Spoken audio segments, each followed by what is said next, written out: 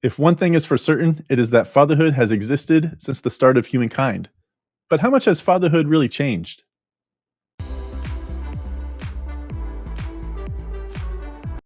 Welcome to another episode of Counterthought. This is a special Father's Day edition as we are approaching Father's Day this coming weekend. And I just wanted to dedicate an episode to really talk about fatherhood in 2022.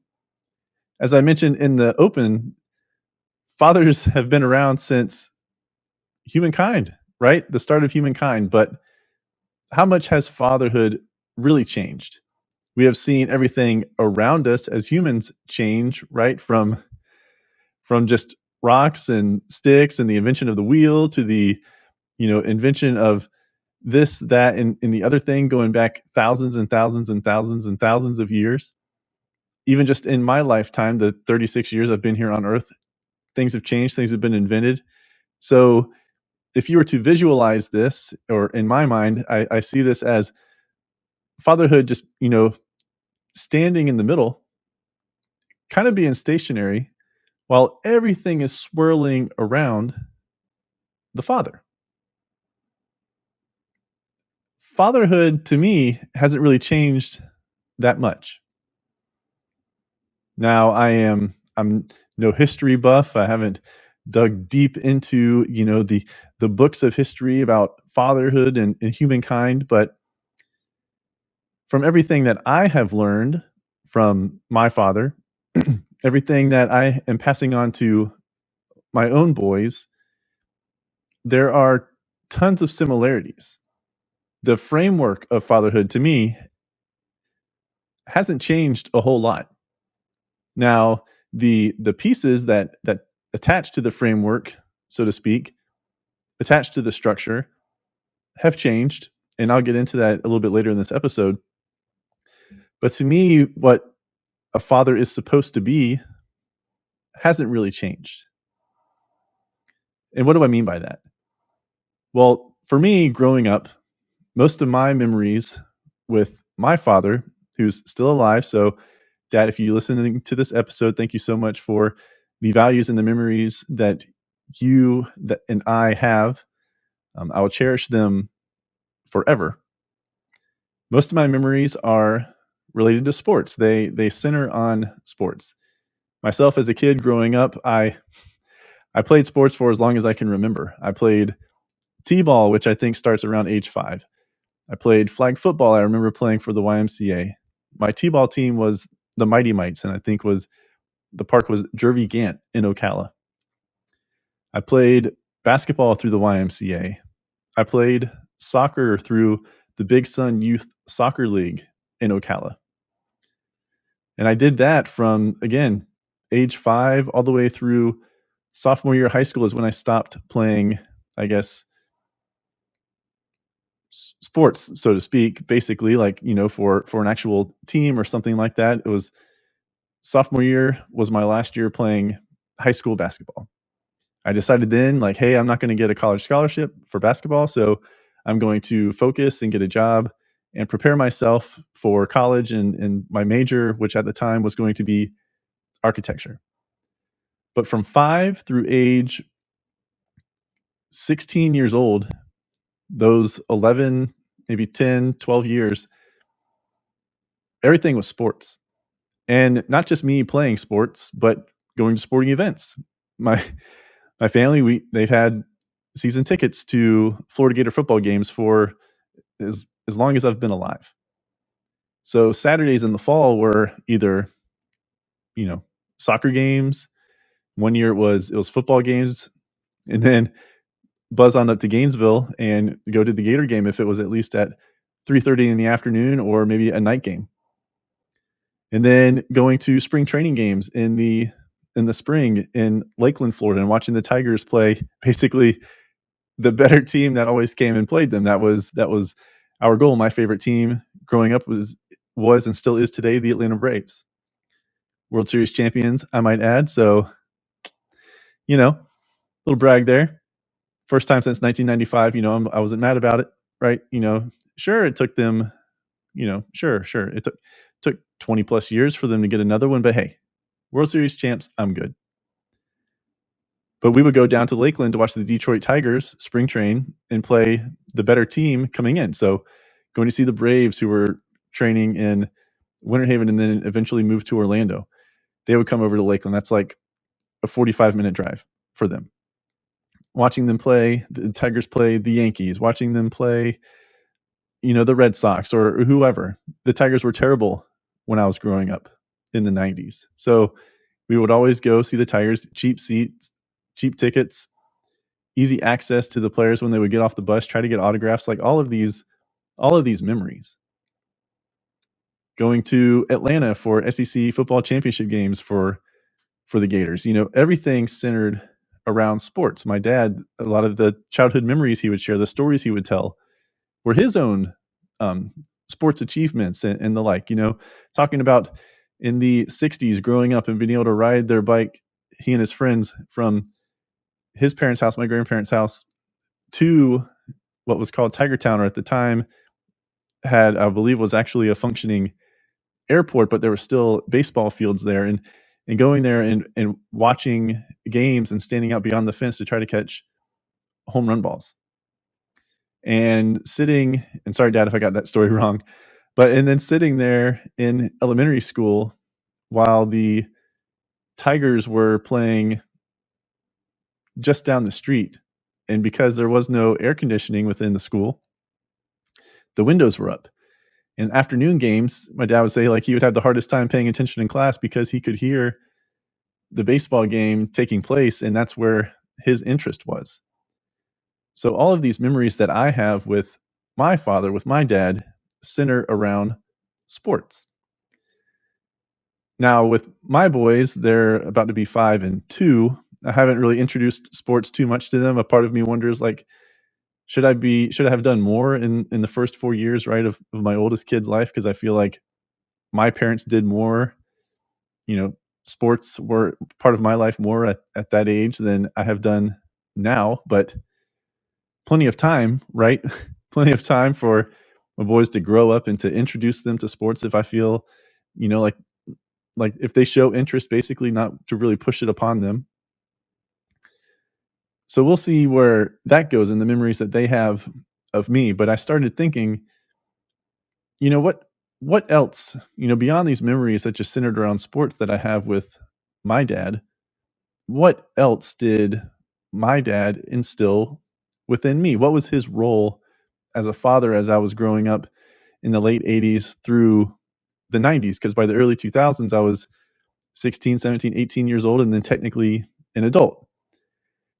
Now, fatherhood does not end there, right? I understand that. We all understand that. But those formative years, those core years, those pivotal years when you're a child and growing up to become an adult, what did I learn from my dad? What was his role? And then how does that compare to what my role and what the role of us fathers today? What are the similarities and maybe what are the differences? So I think back and I think values, right? Right from wrong. That was true for me as a kid, as it was at the start of humankind, and as it is today for me as a father. One of my responsibilities is to instill values as part of a team effort, right? With the mother, with your wife, part of a team effort to instill these values, to teach right from wrong, to teach how to be kind and loving and considerate, to be nice to individuals, to be helpful, to all of these different things. Also to as a boy growing up to be a man, this desire to, you know, for me at least, there's competition, to be competitive. Very competitive person. I might not have played sports over the last, you know, 15 years or so like too much, but the competitive drive isn't just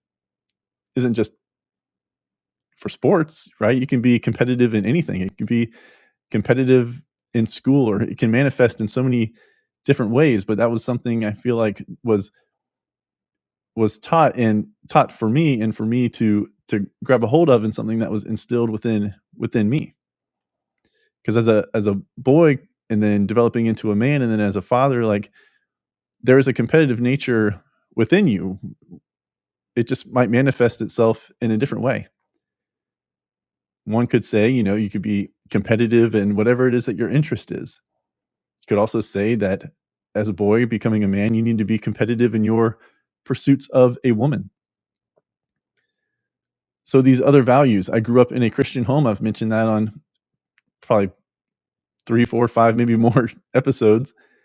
Grew up in a Christian home. So my faith was also instilled within me. My Watching my dad as he was a deacon of our church growing up, and I don't really have vivid memories of everything, but I'm sure I picked up on things that he was doing within the home, prayers at bedtime, the way he conducted himself at home and at church or at work. And I picked up on these things. And I'm sure many of those things I picked up on shaped my life, helped form my life, and formed who I am. So I am cognizant of all of these things as I am trying to raise, along with my wife, but as the father, to do my part for my boys. I want them to be kind, to be courteous, to be, have this desire for learning, for knowledge, to be loving, to be caring, to be happy, to be honest. All of these things for my boys. Now, going back and looking over the years, we can say, okay, well, fathers back 100 years ago didn't have to deal with social media and technology and all of these things. They didn't have to deal with, a child needing a phone because, you may need to get in touch with them if they are at school late or at a practice late for a sports team or an extracurricular activity, and you give them this phone, and then at the same time, how do you manage that phone and protect them from all of the things they could have access to through that phone with the internet? My dad didn't have to worry about that when I was a kid. I didn't get a phone till I turned 16 years old because I could drive a car. But today, kids have phones as young as 6, 7, 8 years old, depending obviously on the parents and their situation. People way back 100 years ago didn't even know what a what a cell phone was. So these are the types of things that, you know, attach to this structure of fatherhood that have changed over the years. But when you get to the core and to the foundation, the structure of fatherhood, it hasn't really changed too much. Back 100 years ago, 200 years ago, whatever, the father was teaching their children, if it was if it was a son or a daughter, how to do all of these things, the same types of values. The interest of the child can differ, so there's a little bit of variation there, and not necessarily values, but interest and how you embrace those interests and encourage your child, right? That is another thing that a father should do, should be encouraging for their children. They should not force their own interest upon their children and kind of live vicariously through them, but they should support their child in whatever their interests are, and encourage them to pursue their passions, and hopefully those passions become the career for that child, so their child feels like as an adult that they aren't really working a day in their life, that they are doing what they are passionate about, not going to burn out, not going to just have a job to have a job, but to truly pursue what they are passionate about, and to live life to the fullest through the encouragement and building up that confidence that the child will need to have and carry into adulthood. Those things existed hundreds, thousands of years ago, and they exist today. Social media, no. But that underlying foundation, that structure, yes. Now the role within the household of a father has changed over the years, right? If you go back 100 years to when my grandfather, my dad's father was born, he came into adulthood and started his family in the 40s, and then my dad was born in the early 50s, right? He was the grandfathers then, and going back even the great grandfather, so the early 1900s, it was the man who provided for the family in like some 80 to 90% of all households. The wife did not have a job. Her job was to be in the home raising the children during the day while the husband, the father, went to work. And then even for my dad, who entered into the workforce in the early 70s, that was still the case in well over like 60% of the households. The husband went to work, the father went to work, the wife, the woman, the mother stayed home, raised the kids, and the dad saw their kids either early in the morning before work or after they got home from work. Now, over the last 30, 40 to 50 years, though, we've seen that change a little bit. We have seen it change to where the father and the mother have to work, not necessarily the best situation. Can say a lot of that is because of just of the way our society has changed, right? Also from the equality front, from the feminist push, right? Feminism and wanting equality, but then also from a economic standpoint to where it seems like a man, a husband and a husband and a wife, a man and a woman, they need to both work to be able to bring enough income to support their household. So over the last 30, 40, 50 years or so, we have seen a shift to where now husband and wife work in the house, and men are also at home, and women are increasing in their percentage of being the quote unquote breadwinner. So fatherhood has taken on a little bit of a different look.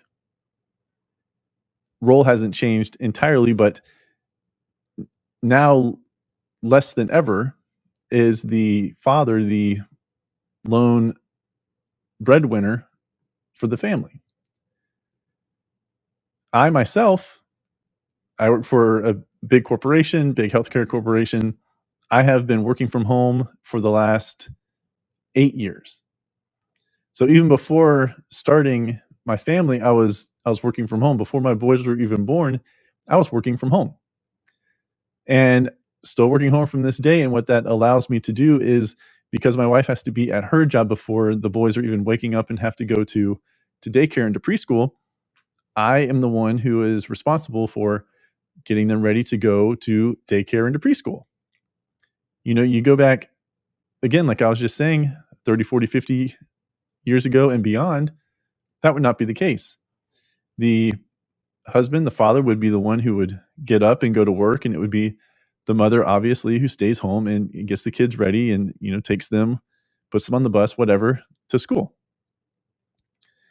So for me, that is a flip right in the role, because my wife works and I work from home, and I am the one who starts work later. I am the one who is tasked and responsible for getting my kids up and sending them out to school, and that's going to be the case until one or both of us has any type of job change.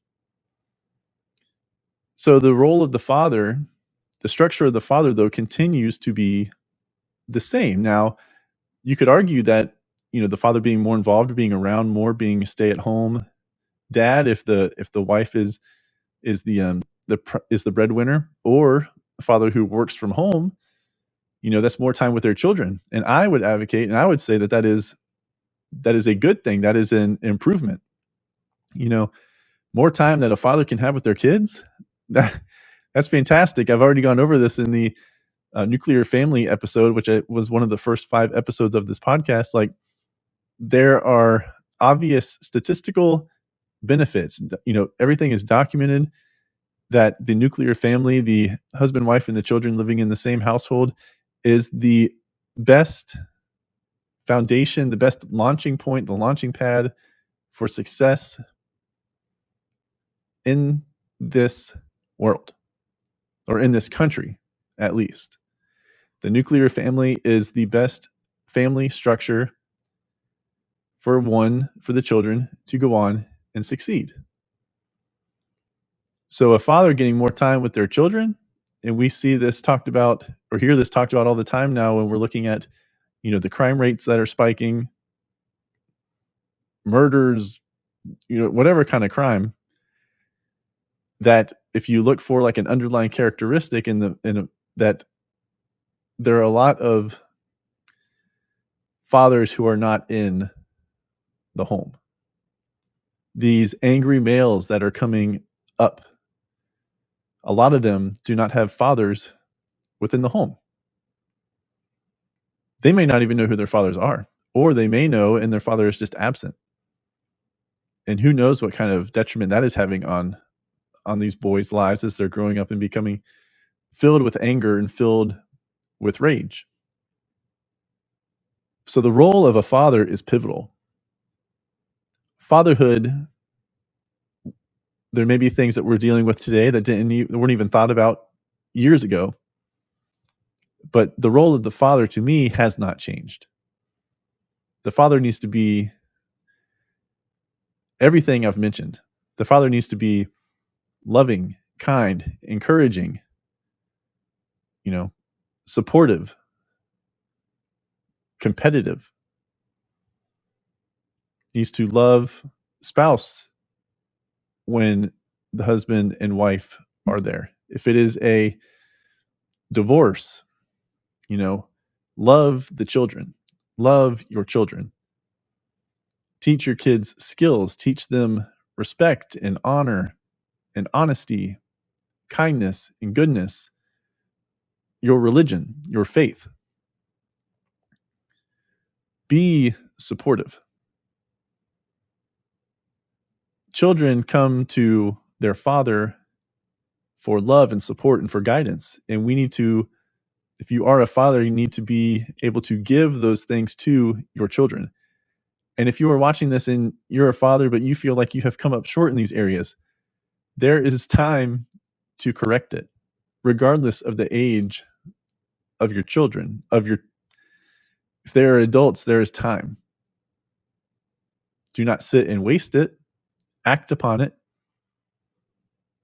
Time and apologies and whatever the situation is, time heals all wounds, they say. So don't think if you are in some type of estranged relationship with your children that you cannot repair it.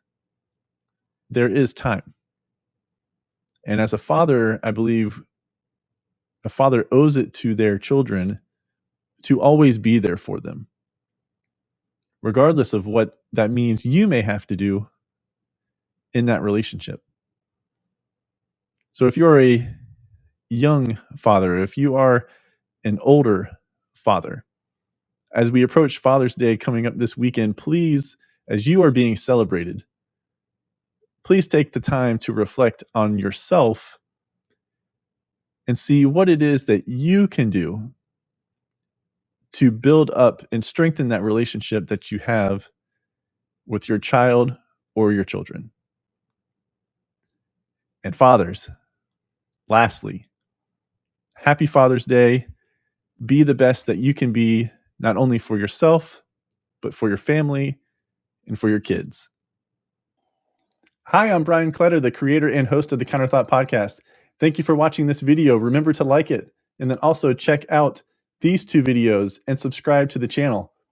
For more daily content from me, you can find me on Instagram at Counterthought CEO and the official Counterthought Instagram page at counter_thought. Thank you for watching and spread the word.